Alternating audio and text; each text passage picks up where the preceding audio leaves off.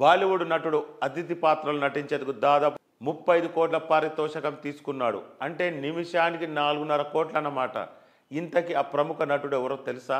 రజనీకాంత్, తలపతి విజయ్, ప్రభాస్, రామ్ చరణ్, అమీర్ ఖాన్, షారుఖ్ ఖాన్, సల్మాన్ ఖాన్ వంటి నటులు భారతీయ సినిమా అగ్రనటులుగా గుర్తింపు పొందారు.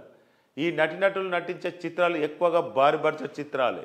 ఈ హీరోలు ఒక్కో సినిమాకు 100 కోట్లు పైగానే సంపాదిస్తున్నారు. కొందరికి తమ సినిమాల లాభాలు వాటలు కూడా వస్తాయి.